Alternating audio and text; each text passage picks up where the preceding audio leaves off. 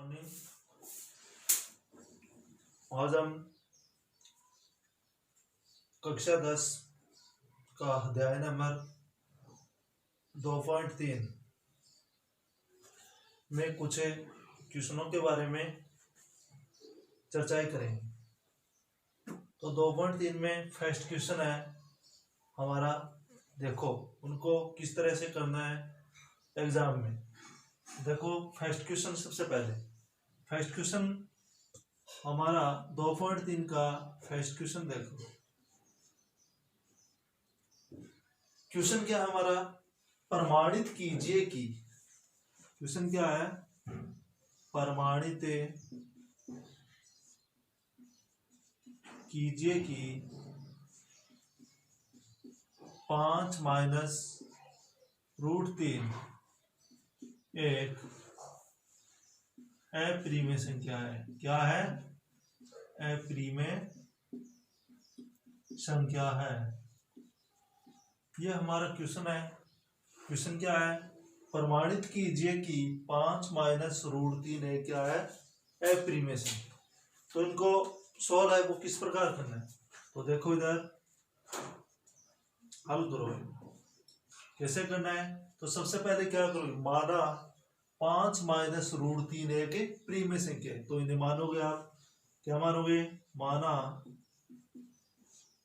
5 minus √3 एक प्रीमेय संख्या है। क्या मानोगे, 5 माइनस √3 एक प्रीमेय संख्या है। ए और बी क्या ले सकते हो, दो पूर्णांक क्या ले सकते हो, ए और बी दो पूर्णांक है। ए और बी दो क्या है, पूर्णांक। इसे हम ए बटा बी के रूप में लिख सकते हैं। इसे हम क्या लिख सकते हैं, इसे हम ए बटा बी के रूप में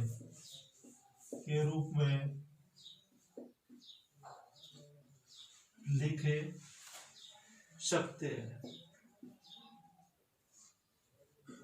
ए बटा बी के रूप में लिख सकते हो। तो बी इक्वल नॉट 0। अब देखो ए बटा बी के रूप में, तो 5 माइनस √3 बराबर ए बटा बी। 5 माइनस √3 बराबर ए बटा बी। जो ये माइनस का √3 है, इधर जाके किस में हो जाए, पक्षांतरण करोगे। तो इनको क्या करोगे आप, पक्षांतरण करने पर क्या करोगे, पक्षांतरण करने पर, तो पक्षांतर करोगे तो 5 बराबर ए बटा बी। ये माइनस का तो इधर जाए किस में हो जाएगा, प्लस में। अब ए बटा बी है वो इधर लाओ, तो यह क्या लिख सकते हो, या 5 माइनस ए बटा बी बराबर √3। अब इनका क्या ले लोगे आप, इनका लैसा ले लो, या क्या कर सकते हो, 5 लैसा ले लिया। अब 5 लैसा ले, सॉरी बी क्या आ गया, इनका बी क्या आ गया, लैसा आ गया। तो क्या आ जाएगा, 5b माइनस का ए बराबर √3। या इन्हें क्या ले सकते हो, √3 एक प्रीमेय संख्या है। √3 एक क्या है, प्रीमेय संख्या है। तो इन्हें कोष्टक में आप क्या लिख सकते हो, √3 एक क्या है, प्रीमेय संख्या है। तो कोष्टक में आप क्या लिख सकते हो, ए और बी क्या लिख सकते हो, ए और बी पूर्णांक है। ए और बी पूर्णांक है, इसलिए 5b माइनस ए बटा बी एक प्रीमेय संख्या है। ये क्या है, प्रीमेय संख्या। कोष्टक में क्या लिख दोगे, ए और बी क्या है, पूर्णांक है, इसलिए 5b माइनस का ए बटा बी ए क्या हो जाएगा, प्रिमेय संख्या। फिर क्या लिखोगे, यह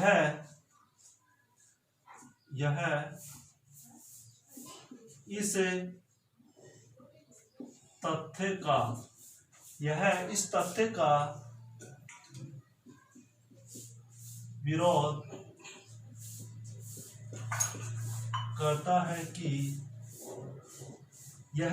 तथ्य का विरोध करता है कि √3 एक अप्रिमेय, यह इस तथ्य का विरोध करता है कि √3 एक अप्रिमेय संख्या है। अतः हमारी परिकल्पना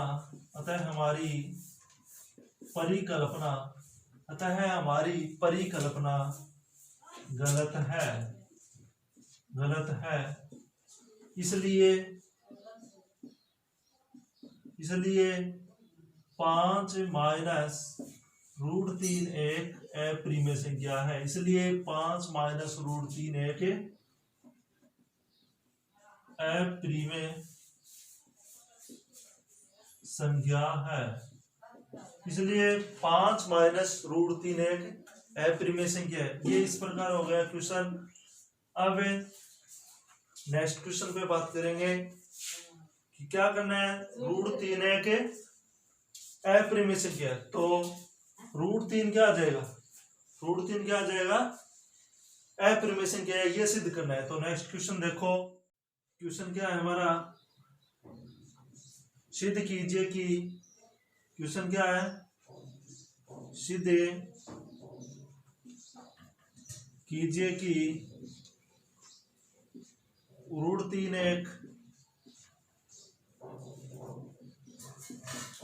अप्रिमेय संख्या है। सिद्ध कीजिए कि √3 एक क्या है, अप्रिमेय संख्या है। इनको जैसे √2 और √5 को सिद्ध किया था वैसे ही इनको करना है। तो बहुत ही आसान तरीके से देखो बच्चों, इनको तो हल कैसे करोगे, इनको कैसे हल करोगे, तो सबसे पहले माना √3 एक प्रिमेय संख्या है। माना √3 एक प्रिमेय संख्या है। ए और बी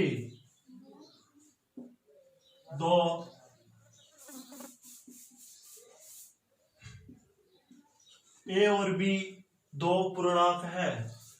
इसे हम ए बटा बी के रूप में लिखे सकते हैं। ए बटा बी के रूप में इन्हें लिख सकते हो आप। तो माना √3 क्या है, प्रिमेय संख्या है। ए और बी दो पूर्णांक है, इसे हम ए बटा बी के रूप में लिख सकते हो आप। तो बी के बराबर 0 नहीं। फिर लिखना कैसे इनको, √3 बराबर ए बटा बी। √3 बराबर क्या, ए बटा बी। अब दोनों तरफ क्या कर दोगे, वर्ग करने पर। अब यहां क्या करोगे, दोनों पक्षों का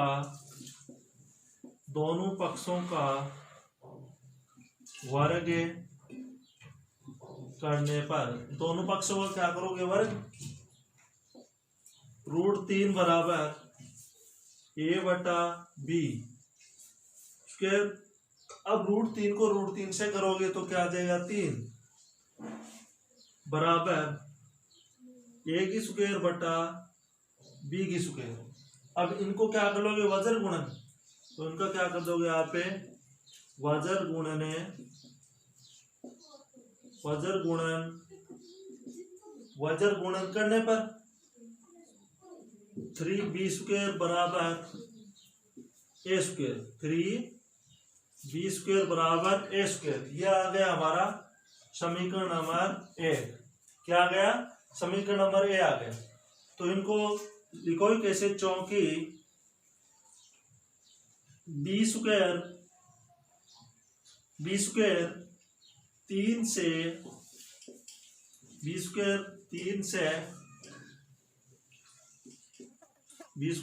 से विभाजित होगा। b² है वो 3 से क्या होगा? विभाजित होगा। इसलिए a²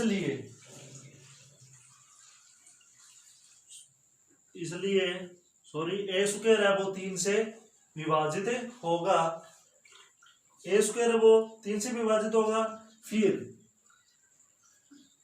3 है वो 3, इसलिए 3 a से भी विभाजित होगा। a² है वो 3 से विभाजित होगा, इसलिए 3 है वो a से भी क्या होगा? विभाजित होगा। अब नीचे क्या करोगे? माना a बराबर 3c। क्या मान लोगे? a बराबर 3c। अब इनका क्या करना है? दोनों तरफ क्या कर दोगे? वैसे ही वर्ग कर दो। तो इनका ही क्या कर दोगे? दोनों तरफ वर्ग करने पर अब दोनों तरफ इनका क्या कर दोगे? इनका वर्ग कर दोगे। तो वर्ग कैसे करोगे? देखो, a² बराबर 3c²। अब a² बराबर 3 9 c²। तो ये आ गए हमारे पास।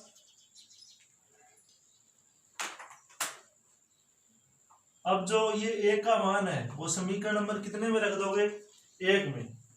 तो यहां a का मान समीकरण 1 में रखने पर a का मान समीकरण 1 में क्या कर दोगे? रख दोगे। जो a का मान है किसमें रखोगे? समीकरण नंबर 1 में रख दोगे। तो a का मान रखो 3b²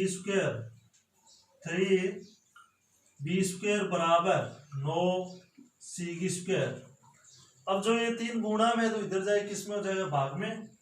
तो b² बराबर 9c² बटा 3। अब 9 को इनसे काट लोगे तो 3 एकम 3, 3 तिया 9। तो b² बराबर क्या आ जाएगा? 3c²। तो ये बच्चों आ गई हमारी समीकरण नंबर 2। फिर यहां नीचे लिख दोगे चूंकि b² है वो 3 से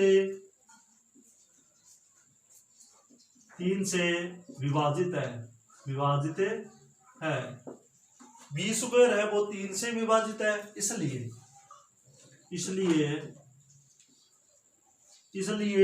3 है वो 3 b से भी क्या होगा?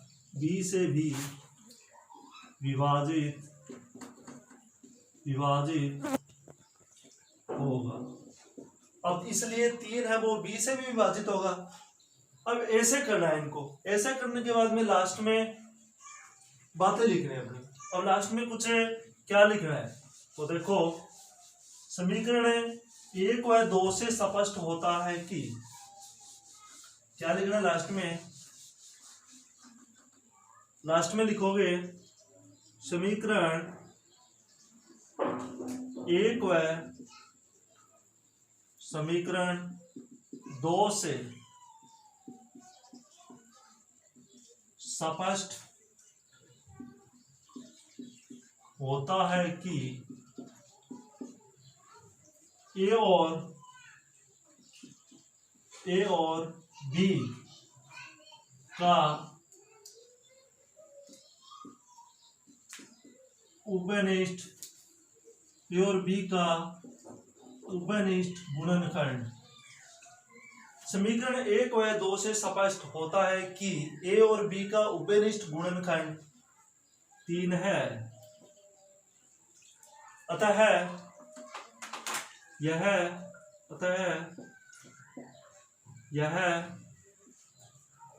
इसे तथ्य का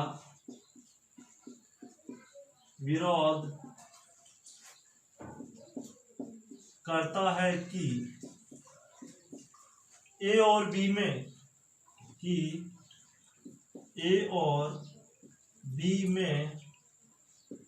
एक के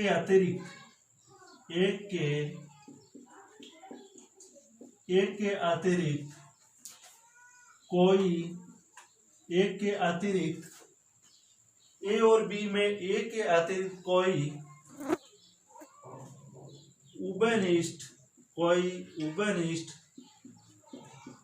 गुणनखंड नहीं है। एक के अतिरिक्त कोई उभयनिष्ठ गुणनखंड नहीं है। अतः हमारी परिकल्पना गलत है। अतः यहाँ क्या लिखोगे? अतः हमारी